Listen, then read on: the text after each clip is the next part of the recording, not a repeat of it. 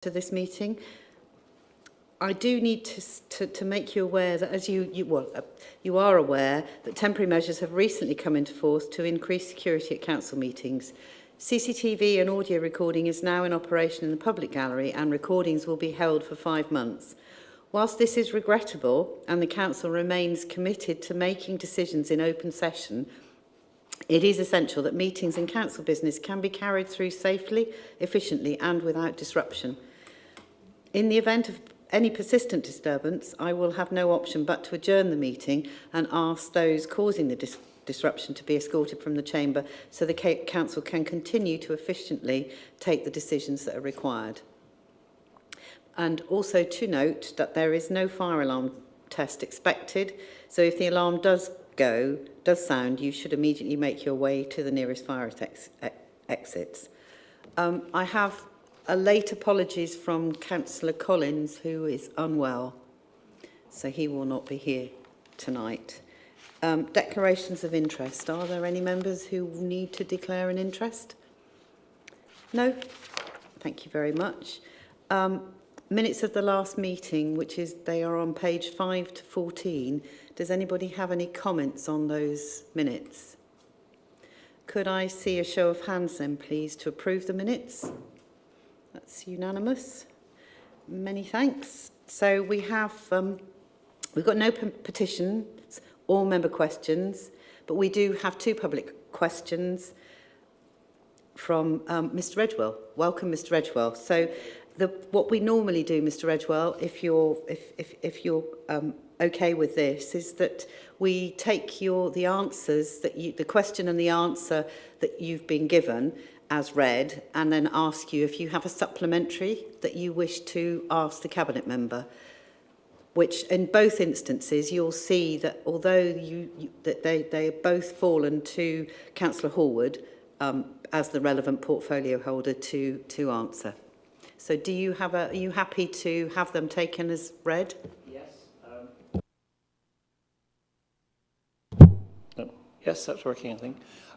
So yeah, on my first question, the supplementary question I have is, what, if any, prosecutions have taken place for criminal damage on any of the buildings or bus infrastructure in Cheltenham? Is there any record with Gloucestershire County Council, Cheltenham Borough Council, or Gloucestershire Police of anybody being put before the courts in the last few months?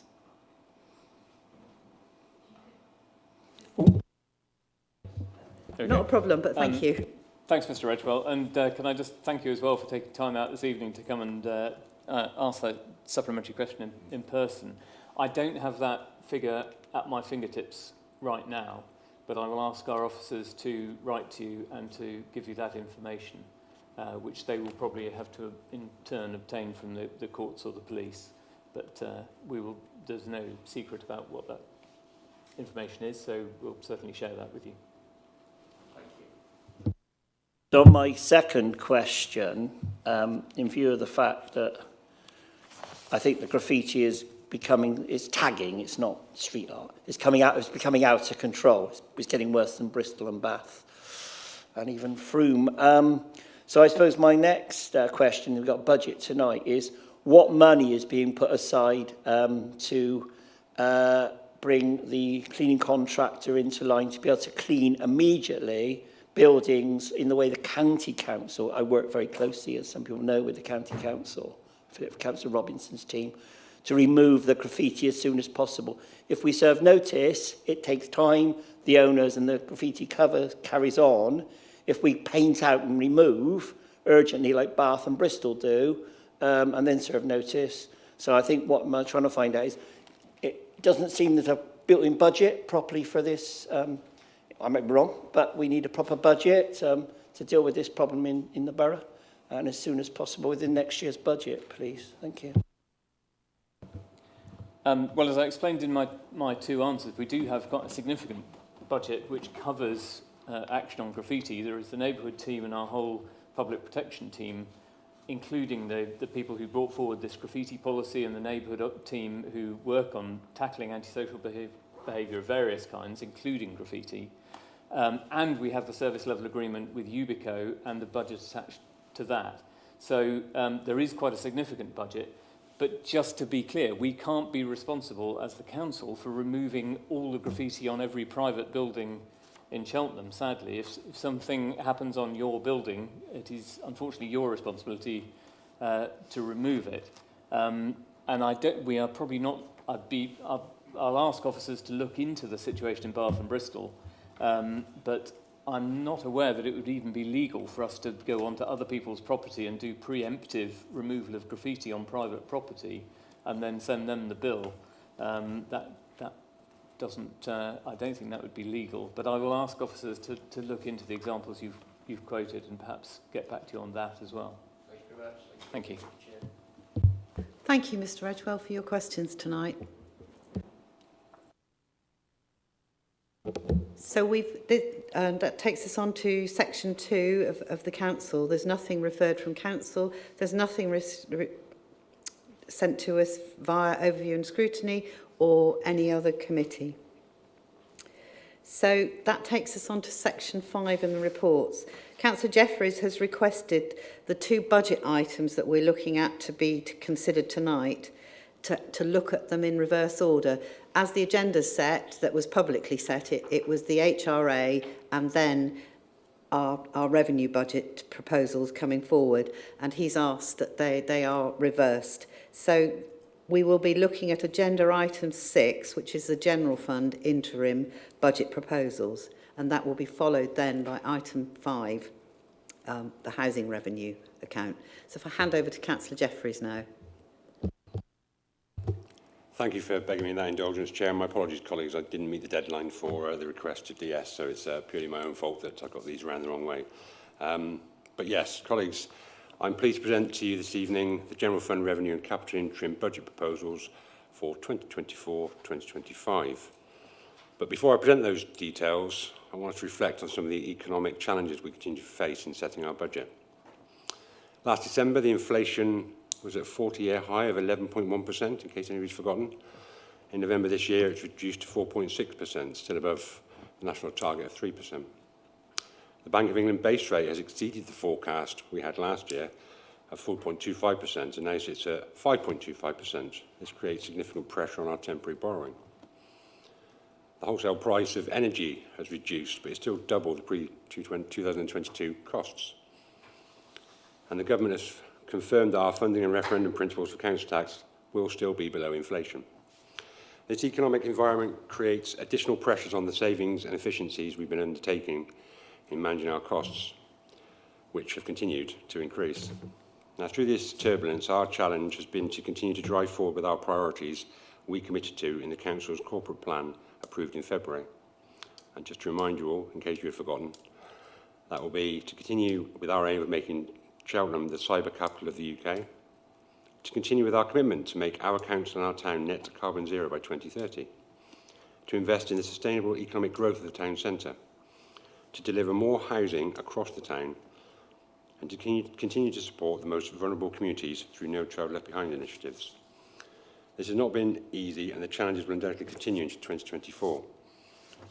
Now, colleagues will recall at our last meeting, the latest budget monitoring report for the current year reported a £700,000 overspend against a budget that already had some of the longer-term inflationary pressures built into it. Whereas last year we had healthy general balances to support the pressures caused by the cost of living emergency, these are finite, and our breathing space now sits at £1.4 million. The local government provincial financial settlement, which sets out our levels of government funding for consultation, was released yesterday. For us, it places a greater reliance on local tax generation and on our own commerciality to enable us to balance the budget next year. So how do we do this? Work has been ongoing, as I'm sure you'll all be aware, this year, and will continue to deliver the projects and initiatives which create the savings and efficiencies to allow us to continue to deliver core services and our key priorities. Some of these are already in progress, starting the process to bring our housing services back into house, taking informed and realistic decisions about areas of discretionary spend, and developing propositions to generate more commercial income. But we cannot stop there. We need to continue with this work.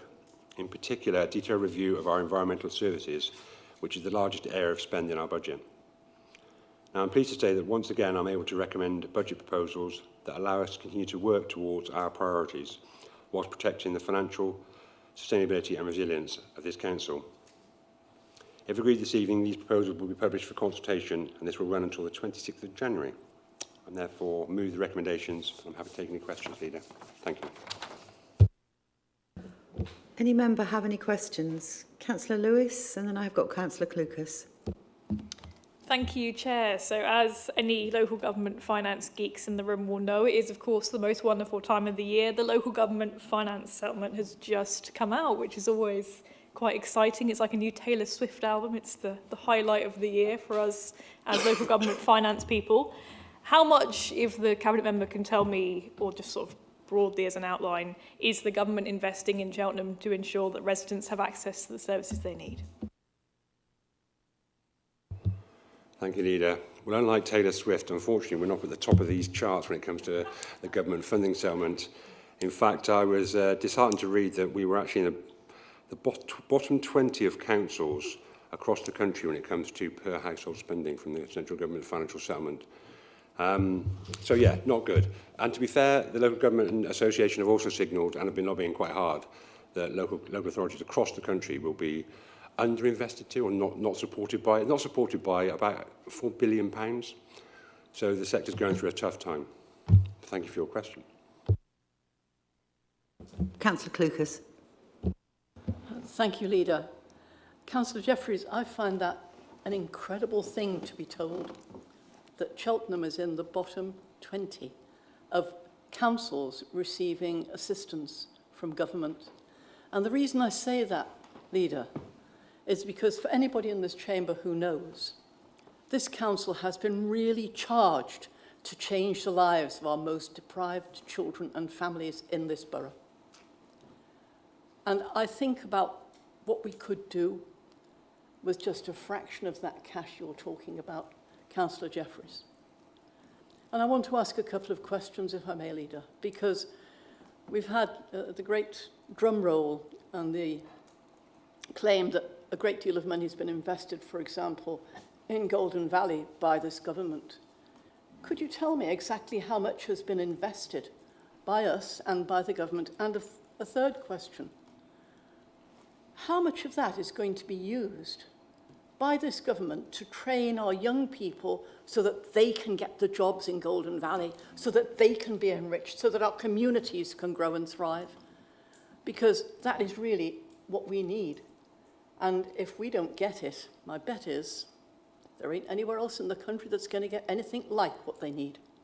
So I'd be grateful, Councillor Jeffries, if you could give me those answers, because I would like to take them to my colleagues in No Child Left Behind so they understand exactly what the state of play is.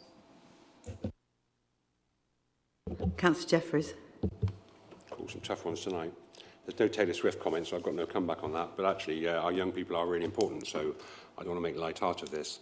I think, without having the exact figure, and I'll be corrected if I get this wrong, somewhere between 140 and 150 million pounds this council is investing into West Cheltenham, Cyber Central, Golden Valley, and part. I'll get. Before you do, Councillor Jeffries, you've just said. Councillor Clucas. No, sorry. I think it's important that people understand. Sorry. Between 140 and 150 million is coming from this council.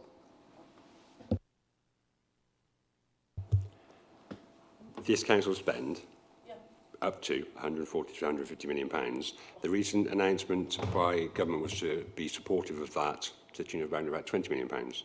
So it's about 1/7, 1/8 of the costs. I mean, I'm not going to say no to a cheque from central government when it comes to this, clearly, but this is different to revenue funding. I do know that one of our key priorities when it comes to West Cheltenham is our young people and those jobs and that future prosperity. So you could say the government have got 1/7 of the trick on this. Thank you. Thank you, Councillor Jeffries. Any other member wish to comment on this report? No? Councillor Jeffries, do you want to add anything? Not at this time, Leader. I think look forward to the consultation. It's always interesting to hear from residents across town on this sort of topic. It's very dry, the budget. There's lots of facts and figures, but we do have some really good feedback from residents, so I'm looking forward to that in the new year. Thank you. So could I ask Cabinet to by a show of hands, please, to approve this as the recommendations? Thank you, that's unanimous. So we now revert back to agenda item 5, which is the HRA, or the Housing Revenue Account interim budget proposals. And I'll hand back to Councillor Jeffreys. Thank you, Leader. As I just outlined, colleagues, the economic challenges are there and they continue to put pressure on our housing revenue account. The report before you this evening is the Housing Revenue Account interim budget proposal for 24-25 and the revised forecast for 2023-24. Hopefully with your agreement this evening, these proposals will again be published for consultation, which runs until the 26th of January. I say the economic challenges, it's fair to say, is putting this pressure on our housing revenue account, but with the confirmation of national rent policy for 2024-2025, along with the downward movement in inflation from its peak during 2022, the longer-term position of the HRA has started to show signs of improvement. So when I presented the HRA budget, Housing Revenue Account budget, last year, we committed to continue to grow the HRA and invest in new and existing homes for the benefit of our residents and communities, despite the financial challenges we faced, and I believe that proved to be the right approach. These budget proposals maintain and deliver on our ambition to provide a housing service that places residents at the centre of decision-making, delivers high-quality new homes, reinvests in existing homes and neighbourhoods, and delivers value for money. So I'm pleased to present the Housing Revenue Account revised forecast, as I've already mentioned. The operating account detail is in Appendix 2, and the capital programme for consultation is at Appendix 3. The detailed capital programme is at Appendix 4. Nothing further on this, but I'm happy to take any questions. Thank you, Leader. Councillor Atherstone. Thank you, Leader, and thank you, Councillor Jeffreys, for bringing this report here today. And also to the senior officers as well in both Cheltenham Borough Council and Cheltenham Borough Homes. I have a question with regards to the mention in your report with regards to our successful bids to the Government Social Housing Decarbonisation Fund. And I also know, as Cabinet Member for Housing, that Wave 1, I believe the funding share from the government was 60%, roughly 60%. Then, when we applied for Wave 2.1, the funding reduced in terms of the share from the government down to 40%. And I also know that how important this funding is for residents, because these investments into homes, whether that's cavity wall insulation, whether that's loft insulation, whether that's air source or ground source heat pumps, whether that is double glazed windows, all of these measures not only improve lifestyles in terms of comfort and in terms of well-being, but also these measures make homes more energy efficient, which means that directly reduces the need to heat or cool homes, therefore lowering energy bills, gas and electricity. I know that we have been, we've invested 1.4 million in Wave 2.1, sorry, yeah, 2.1. Wave 1 even, sorry. And that money has been completely spent, and we've improved lots of homes from up to D or E, up to C. But there is still much more to do, and we know how costly these improvements are. So I just want to understand, how fearful are you that funding is going to be available or not from the government for Wave 3?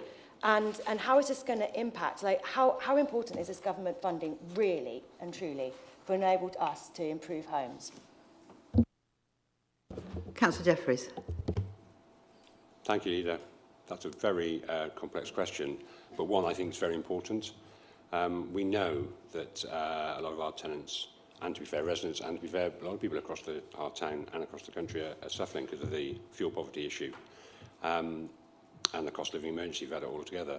Funding from central government is uniquely important, and as you've already highlighted, it's a sort of dwindling supply of funding, percentage-wise. If we don't get support from central government for these sorts of initiatives, then we've got to pay for that out of our own housing revenue accounts. So it takes away from further priorities, whether that be delivering new homes and so forth. We have got a good track record when it comes to investing in this area. I know that we've invested significantly in terms of solar panels. This council rightly took the decision to do that. And there's a whole host of reasons why we should do it. But I'm less convinced this government is committed to really tackling fuel poverty and or the decarbonisation of homes. And actually, to be fair, their commitment to the environment, we've all seen the signals out there. So as that funding reduces, we will have to relook at our priorities again, and it may be just a question of, we can't meet them all, and that's sad.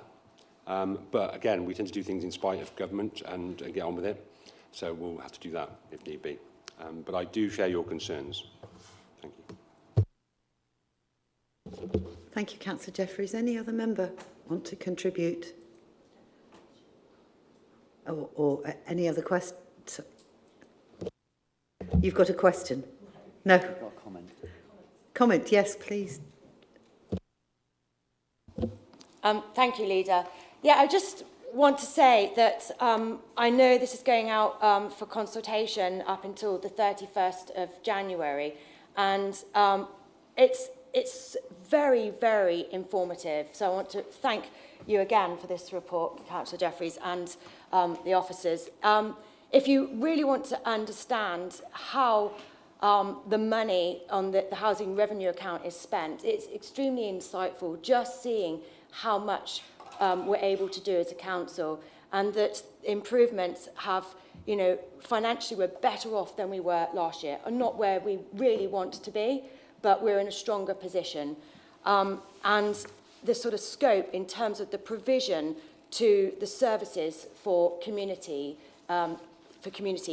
the provision in new homes, building new homes, acquiring new homes, all the support services such as benefits and money advice, and how officers are able to actually support members by helping them to reduce their bills and claim money that they can use to make efficiencies in their homes. So I just do recommend that if anyone has a free moment over the Christmas period, you might find it a little dry. It's a number of pages, but it is very informative and just shows the breadth of services that we're able to offer through the housing revenue account. So thank you.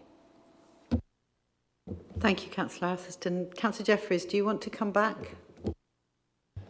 Yeah, thank you, Leader. It has been a financial, economic roller coaster that's been the last 12 months of local government finance. But as my last reports for the 2023, I'm really pleased. I've just put on record my thanks to all the finance officers that have inputted in throughout the year. Like I say, it has been a roller coaster. Dealing with the national headwinds and national economic impacts from national economic policy is kind of tricky. So just want to put on record my thanks and hope they all have a great Christmas break. And I'm pleased to sign off from the finance team. It's my last report for this year. So thank you, Leader. Thank you, Councillor Jeffreys. If I could see a show of hands, please. That's unanimous. Thank you very much. That leads us on now to the infrastructure funding statement, that's the report of Councillor Horwood. Thank you, Leader. We have 3 documents that we have to publish as a matter of record and in compliance with the legislation, and they're grouped together under this Cabinet report. There is the Community Infrastructure Levy report. This is the routine levy which is paid by developers on all new development. There is a Section 106 report, which is the old system of developer contributions, which is site by site and a legal agreement between planning officers and the developer, which still exists, although it now has a slightly more limited scope since the introduction of the Community Infrastructure Levy, or CIL. And then there's finally the infrastructure list, which I'll come back to. So the headline numbers are that when it comes to Community Infrastructure Levy, we received £1.35 million in CIL in the reporting year, which is the year up to April, up to 31st of March, 2023. And that is broken down according to the legislation. So we received 67,500, which we've put towards administration. That's the administration of the SIL system itself. That at the moment is pooled with Tewkesbury Borough Council, though if that number rises significantly, we will also aim to recoup some of our own costs as a council in relation to SIL and the administration of it. 51,500 was raised for what is 15% of the overall pot in unparished areas of this town, including some of our least well-off areas. And that added to monies raised in previous years to create a pot carried forward into this financial year of £127,000. And although the report doesn't record any spending against that, because it's talking about last year, I can of course tell you that, as detailed in para 6.1 of the Cabinet report, we have now instituted a community-led and very open and transparent bidding process for community projects for spending that money, which has been really successful. And we have spent well over, or we've allocated well over £100,000 towards some amazing community projects, including safer road crossings, including utility boxes on the Bath Road, which were all freshly painted, looking very beautiful, and even my favourite, the Honeybourne Honeybee project. So that's very positive. Some of that 15% also is raised in parished areas, and that is remitted automatically to the parish councils in those areas. And we received and allocated £151,867.48, and I'm sure they want every last penny, which for the moment is being remitted to Charlton Kings, Leckhampton with Warden Hill and Prestbury parish councils. And that neighbourhood SIL is being spent on things like suburban drainage systems, on new fencing, on grit bins, and even on neighbourhood planning. The final section of the pot, which is is exactly 80% of the total at the moment, just over £1 million received this year, is pooled with Gloucester and Tewkesbury councils to form the strategic infrastructure pot. And in previous years, I have reported that the attached infrastructure list was slightly embarrassing because it was basically tens of millions of pounds worth of roads.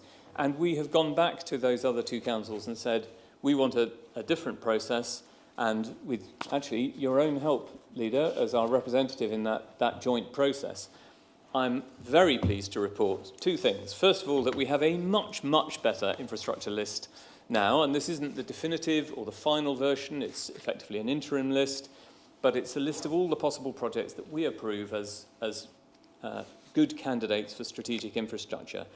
And it includes very important social projects like the Petersfield Sports and Community Hub, it includes green transport measures, it includes health infrastructure for the first time, and it's astonishing that that wasn't on the list before, really. And it's a massive improvement on previous years and a real testament to that joint working process.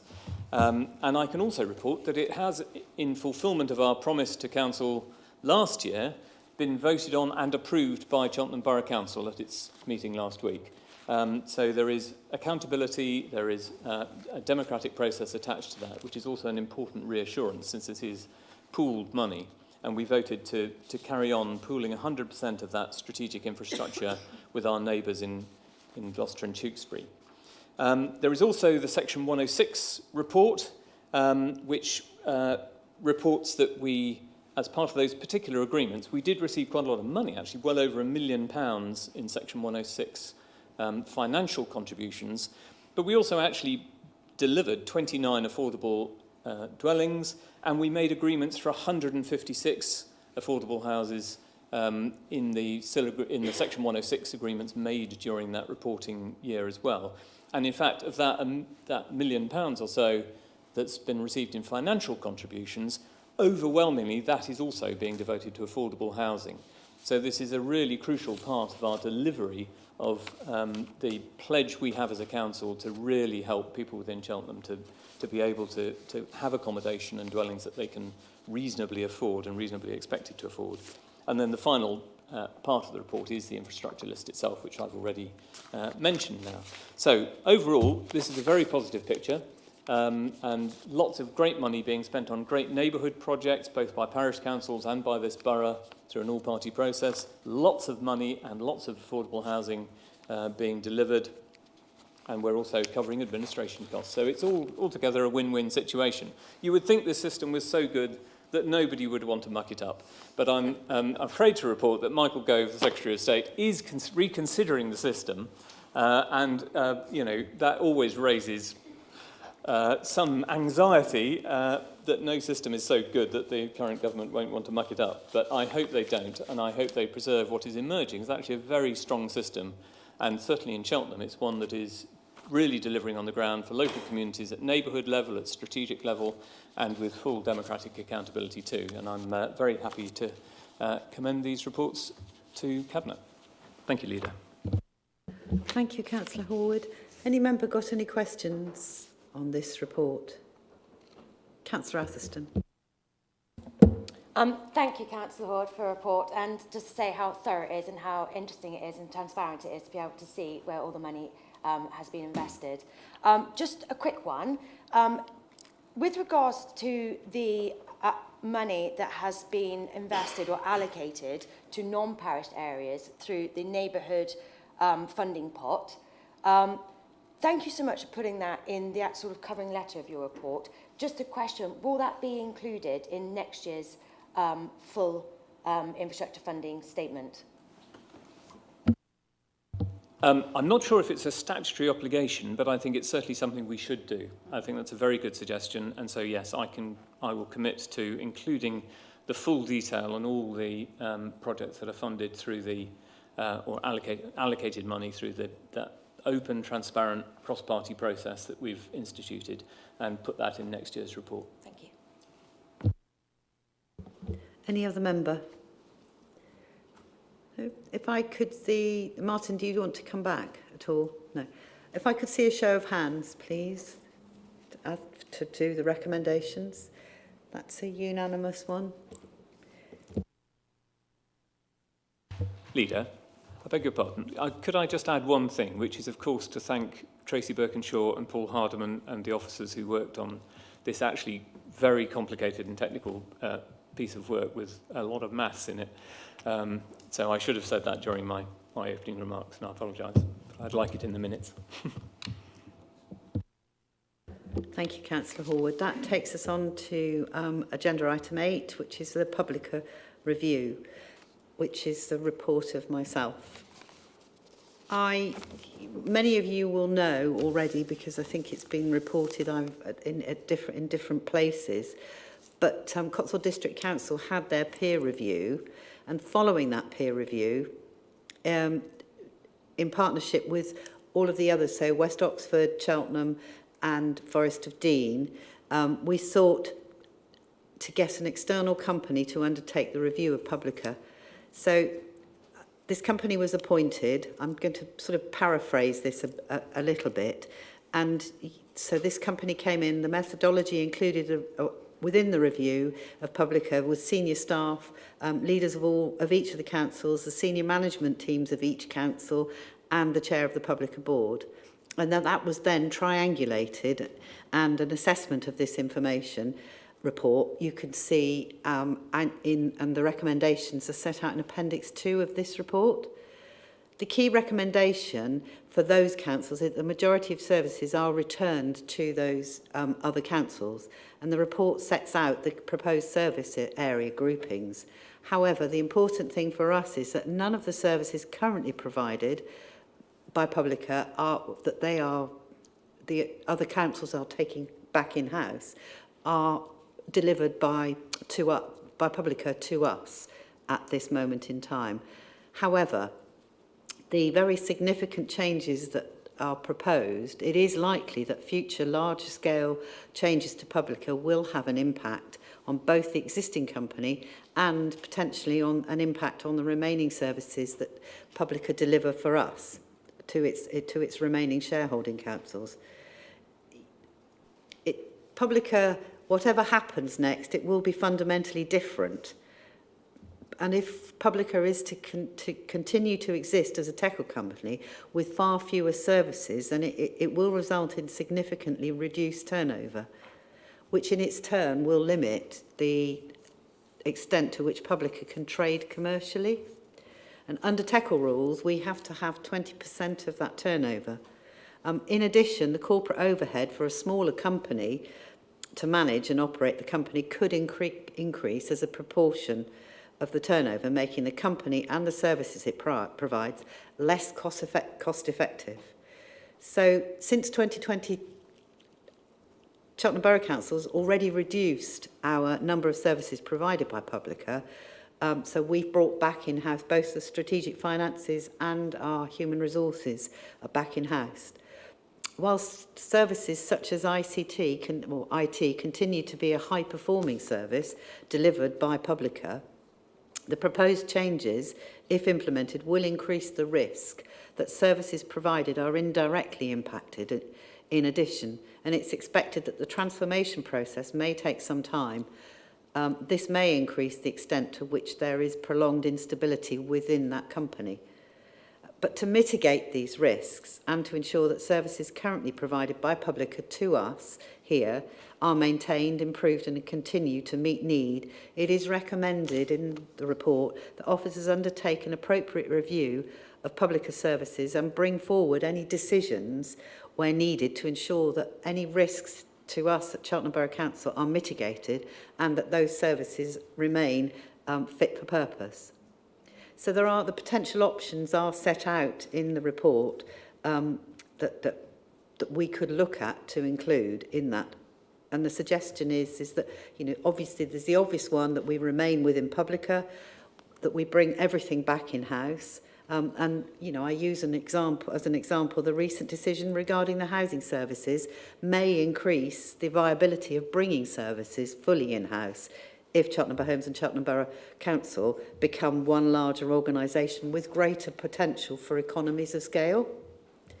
More services we could consider to an alternative council-owned TECO company.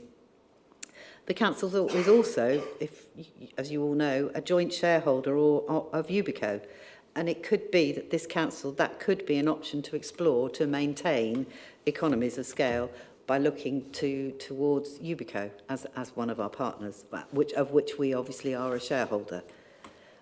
We could move services to a council shared service arrangement across Gloucestershire. Successful shared service arrangements is a proven and tested model that could be replicated. An obvious one as well is that we could outsource to an external provider, but obviously we would want to market test that before we went down that road at all. So if we here in Cheltenham take a future decision to withdraw the remaining services from Publica, this may be a prompt review of CB's position as a shareholder, but that's all a bit down the line. And tonight what I wanted to do is, given the decision of our partner councils to look, I wanted to bring it back to this council to say that actually, whilst we're not impacted by the current transformation that's happening within Publica, we could be in the future. And I think we need to be aware of those risks and address those risks as time moves on. So this is not one that we need to vote on as such, but I would be looking to Cabinet tonight to note the recommendations as they're set out.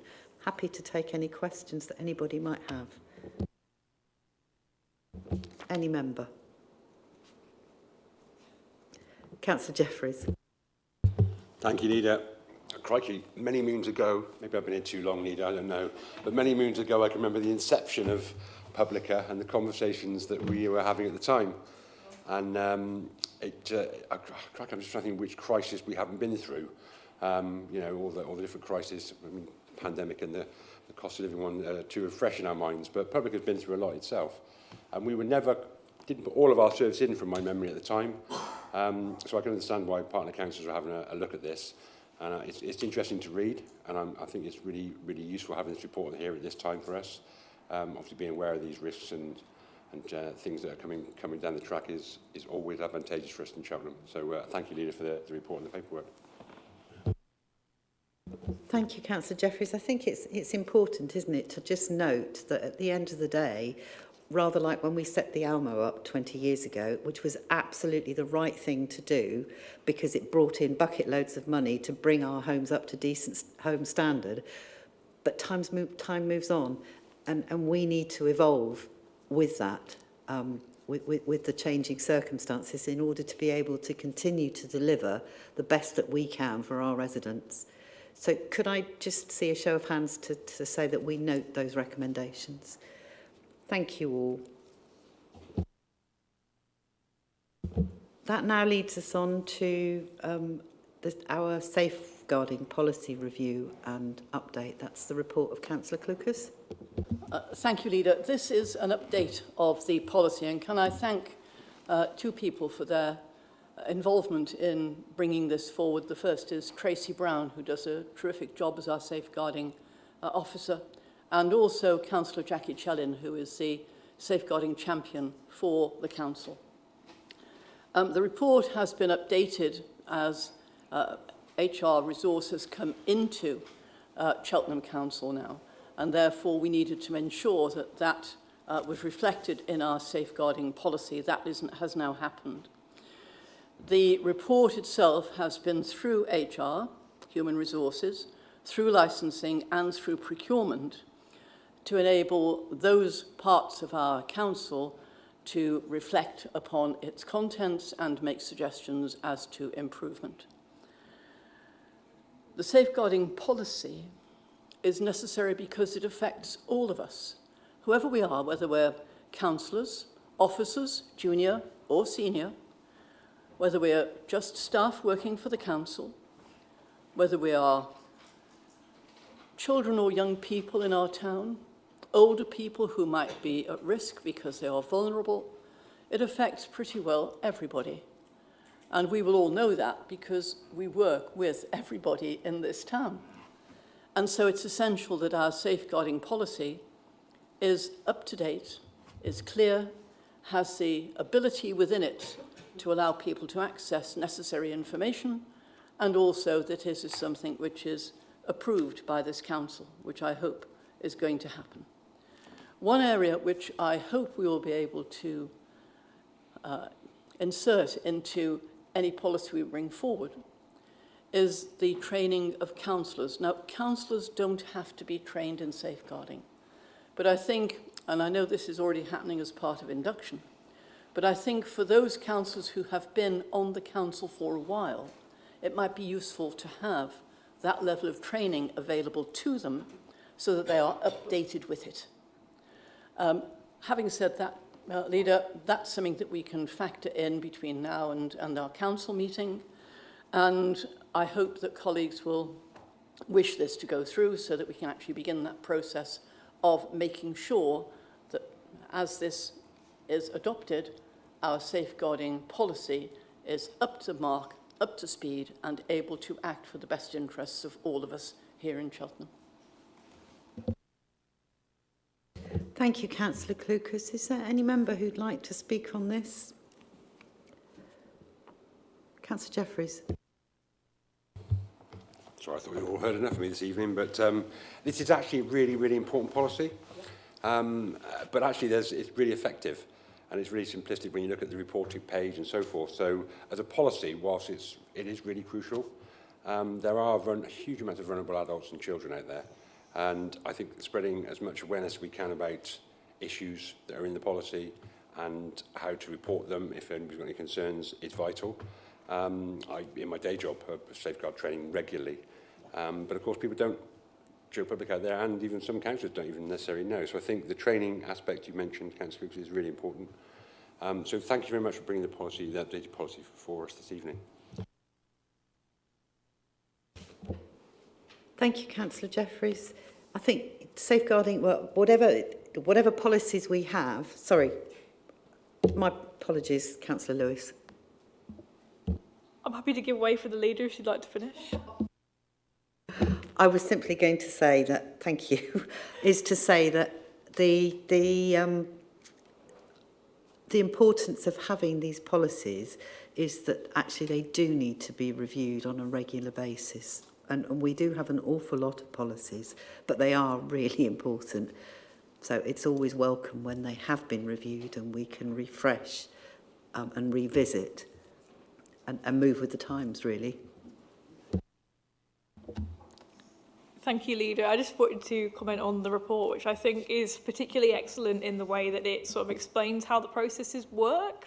For people who might not have ever done this kind of thing before, it brings me back with fond memories to the training from my summer job I had at university, which was youth work with teenagers, National Citizen Service. That's a David Cameron blast from the past. He's back in government now.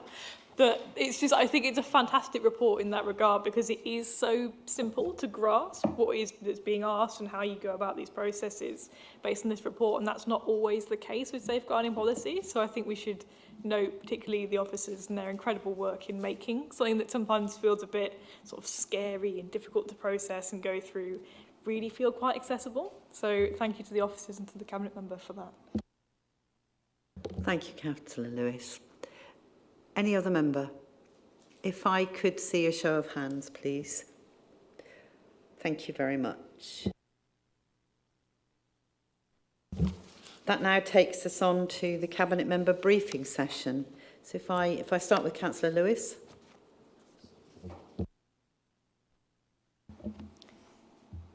Here we go.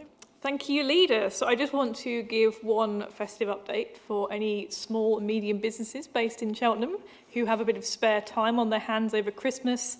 Maybe skip watching the rerun of Love Actually on the BBC and consider applying to the Cheltenham Zero Business Fund. We're going to be offering grants of £10,000 or near enough to small and medium businesses for energy efficiency projects. So if you're looking at your overheads right now and thinking, looking a bit dodgy, we're a bit worried about next year, come and apply for some of these fantastic grants that we'll be giving out to help small and medium businesses in Cheltenham adjust their energy use and improve the energy efficiency of their operations. So the closing date for applications is January 28th.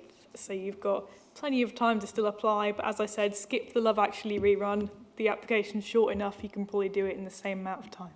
Thank you. Councillor Wilkinson. Nothing from you this time. Councillor Doby. Yes, Leader, I should like to put on the record at this time of year, thanks for Ubico staff for the work that they have been done to keep our town clean and green. And in particular, what they will be doing over the holiday period to ensure the mountain of Christmas waste and recycling is dealt with, despite well-deserved public holidays, necessarily changing bin collections. While we're celebrating, they're grafting, and I salute them on your behalf. Thank you. Thank you, Councillor Doby. Councillor Clucas. Thank you, Leader. Yes, I think this is the time of year when thanks are in order. I'd like to begin, Leader, by thanking all those people who recycle their food waste. Because what they will not know, necessarily, is that by doing so, we are able to bring fresh food to our food banks, because the people who actually recycle that discarded food give a portion of their profits to enable that to happen. And I was delighted this last week actually to be in receipt of some of that food. And it's tremendous to see the faces of people when they see it coming in from the van. It's just tremendous. And so I would urge people, please carry on recycling your food. If you do, you help somebody else to eat better, because a profit is made and part of that profit goes to fresh food. The second thing I'd like to do, Leader, is to say that we had the meeting of the No Child Left Behind Strategic Board, the first one. That strategic board is going to look at spreading No Child Left Behind beyond Cheltenham's boundaries, and I think that will do a great job for the rest of the county in the longer term. And I'd like to thank the officers here, again, Tracy Brown and Richard Gibson, for the work that they have done on that to enable it to happen, and all of our partners who want to make this happen and make it a success. We have, at the moment, the Safety of Women's survey available on our website, Leader, and that will be available till the end of January. And what we would like is for women across Cheltenham to tell us how they feel about being here, what they think needs to happen, whether they've had any issues when they've been walking through town, going home from work, whatever it might be, let us know, and then we can seek to act on that with our partners. And I guess my final thing to say, Leader, would be to say to all of the officers here, those with whom I work, those who have done such a lot to enable change to take place. But actually, I want to say something to Councillor Jeffries, because what is not generally known is that Councillor Jeffries was the champion when we began No Child Left Behind. And his commitment has been incredible. And I just want to say to you, Peter, it's a great thing that you've done to enable this to carry on over the last 5 years. And I hope that you will join us when we have our celebration and our awards ceremony at the early part of next year, so we can say thank you to all those companies, all those organisations who support us and help our children and young people and families to thrive.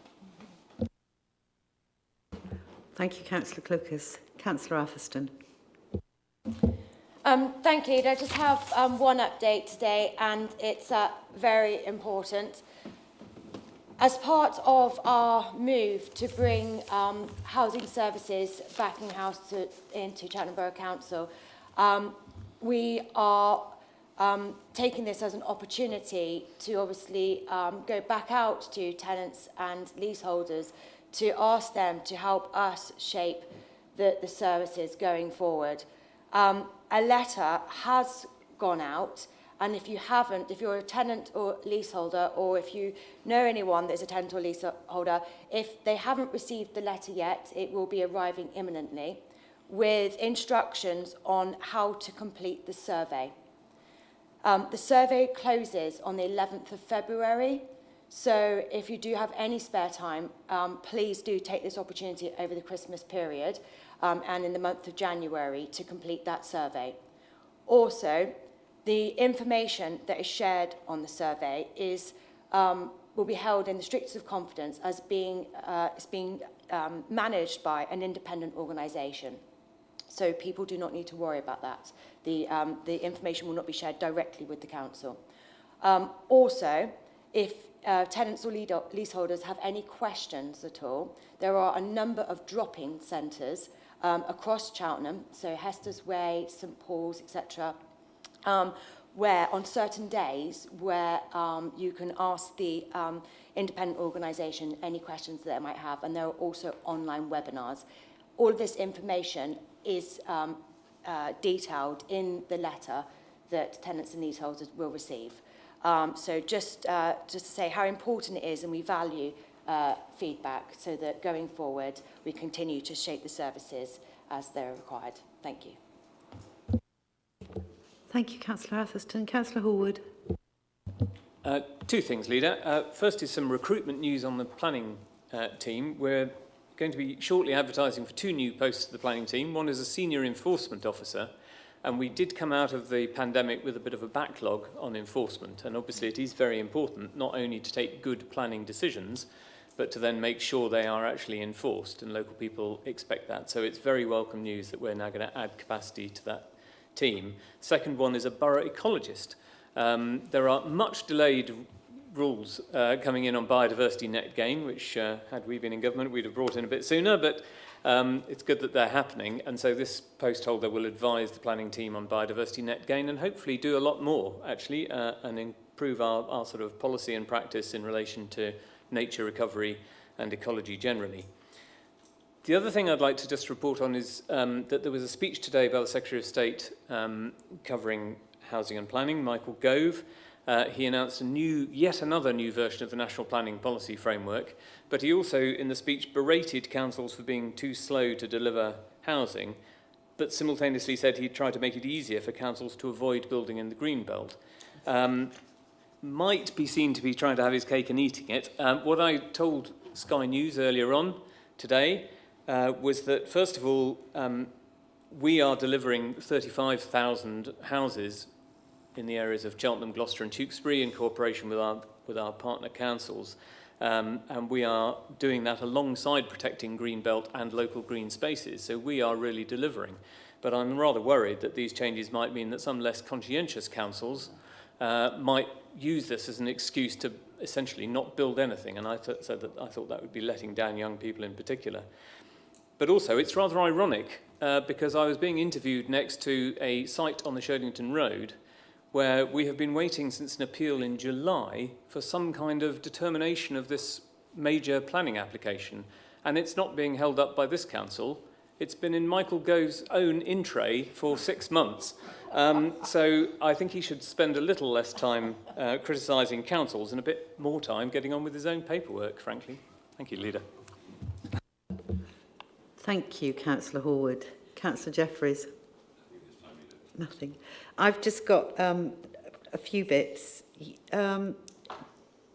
Council last week, we were the final council to approve the Cheltenham, Gloucester and Tewkesbury local plan, or strategic and local plans, to go out to the first lot of the Regulation 18. Again, it's a very broad question. There's no definitive answer in there, but it's really our opportunity to gather that evidence and hear from all of our residents on what they think should be happening in terms of our future strategic development and our local plans. So I'd encourage anybody who has the time to again look at that and feed into that consultation. I received a letter today from the County Council. As you all know, we have this town is a town of sanctuary, and we welcome refugees. We've got a badge that says that's what we will do, and that's what we want to do. Unfortunately, the government doesn't necessarily quite support us financially in the way that we need to do that. They have, thankfully, sped up the process of giving more refugees permission to stay or otherwise, but that isn't backed by any further finances. So all of the district leaders, along with the County Council, are writing to the Home Secretary to say, actually setting out what we would like to see them do for us as local authorities. We're completely united. This is a cross-party political. We're all in the same boat as districts trying to cope with the influx and making sure that those people who have fled for very good reasons, the countries that they live in, should be looked after here in the same way and the same amount of money that we've given to the Ukrainian scheme and to the Afghan schemes. So, I can but hope that the government will listen to that letter but that has gone off now. So the final one I would like to do is to just say a big thank you to those officers. I know, Ian, you thanked Yubico, but we do have a core of officers that actually are on standby all over the festive period. So my thanks to them. I'm sure you would join me in giving those thanks to all of those members of staff who are on standby. And I know that we've all received an email with a great deal of detail and information for all of us as councillors as well, from Louis Krog, who is the major officer on standby for that Christmas break. So I think that's everything in terms of briefing. So we now move on to Cabinet member decisions. There were 3 decisions made by Cabinet members this time. The first one was from Councillor Atherstone. Thank you, Leader. Yes, I'm very proud that here in Cheltenham we're a town of sanctuary supporting refugees and asylum seekers who are fleeing violence for a place of safety and homes. As part of a recent government consultation, the government's safe route mechanism, we were asked to provide a minimum pledge for accommodation for those individuals coming through the government's Safe Route scheme. And I can say that I made a decision that will start as of 2025, that Cheltenham will be able to provide a minimum of homes for 3 families, 2 two-bed properties and 1 one-bed property. Just to reiterate that this is a minimum and it will not the cap will not start until 2025, we had to give these numbers to government in a time frame. So that's what we've done today. Thank you. And the next decision was made by Councillor Doby about the Waste Partnership Interim Strategy. Thank you, Leader. As the current chair of the Gloucestershire Resources and Waste Partnership, I can assure that this GRWP interim strategy has been drafted following wide consultation and has already been formally adopted by GCC as the Waste Disposal Authority. It's unfortunately interim in the absence of overdue, expected and indeed needed definitive government guidance and direction. For example, on extended producer responsibility, which follows the WISE principle that the polluter should pay. But we can't wait for this any longer, so we needed to put this out. Thank you. Thank you, Councillor Doby. The final decision for tonight was made by Councillor Collins, and in his absence today, I will formally report that he made a decision to have a contract with the Ring Group Limited for the demolition of Holmley Farm. For those that are unsure, Holmley Farm is a piece of land on the west of, in West Cheltenham that we own, and it was suffering from a degree of antisocial behaviour. So those buildings have been, for the large part, demolished and the site made safe. There are, unfortunately, some houses that we can't yet demolish, and we'll have to wait until the Western Power have actually disconnected it from the electric mains. We can't go demolishing buildings with live electrics. So that's in abeyance until Western Power have got there. So I don't see any other items that I determine is urgent, and nobody has told me that there is any. So therefore, at 7:01, it just remains for me to wish each and every one of you, and anybody who's listening or watching, a very Merry Christmas and Happy New Year. And